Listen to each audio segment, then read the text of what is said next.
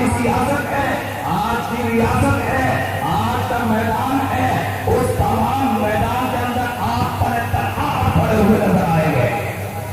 آج تک آپ کے اساتذہ ہیں، آج تک آپ کے ذمہ داران ہیں، آج تک دارالعلوم وقت دیوبند کا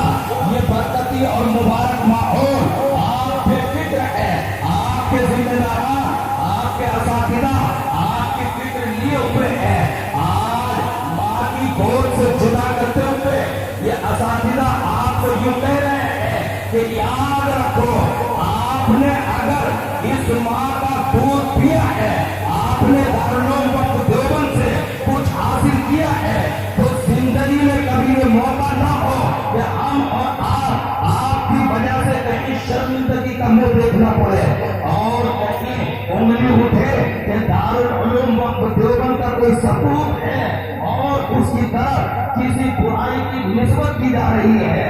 حضرت شاہ صاحب، حضرت علامہ انور شاہ کشمیری نبھر اللہ عمر قدہ ہو گیا بیٹے اور فرزند ارجمن حضرت علامہ انور شاہ کشمیری نبھر اللہ عمر قدہ ہو،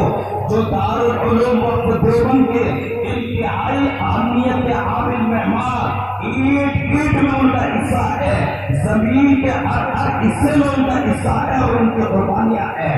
حضرت یہاں بخاری شریف کا درس دیا کرتے تھے، وَلِلَّهِ الْحَمْدُ وَالْمِنَّةُ، انہی کے بیٹے، انہی کے فرزند ارجمن ہمارے محترم حضرت مولانا احمد رضا شاہ صاحب مسعودی دامت برکاتہم العالیہ، وہی آج بھی شیخ الحدیث ہے اور ان سے پہلے ان کے والد مکرم حضرت علامہ انور شاہ کشمیری نبھر اللہ عمر قدہ ہو یہاں پر شیخ الحدیث ہوا کرتے تھے۔ اور لطف و بیان اندر آپ نے ترانے میں خوب سنا ہوگا، واقعی کاشف نے پورے طور پر اس کا حق ادا کرتے ہوئے حضرت کی طرف ایک شعر منسوخ کیا تھا، شاید اس سے کچھ حق ادا ہو رہا ہو۔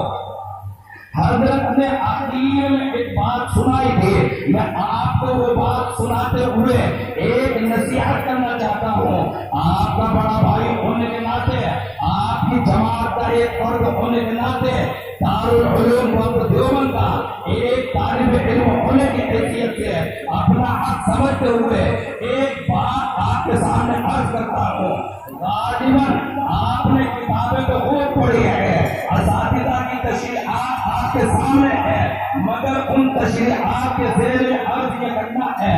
غالباً ارشاد فرمایا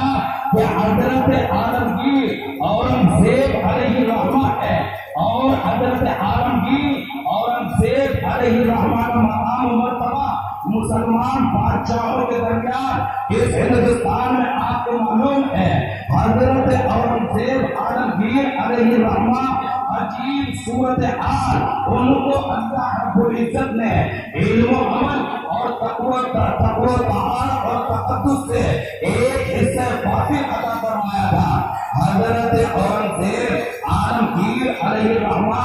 سفر کرتے ہوئے کہیں پر تشریف لے جا رہے تھے، سفر کرتے ہوئے راستے میں حضرت بادشاہ سلامت سے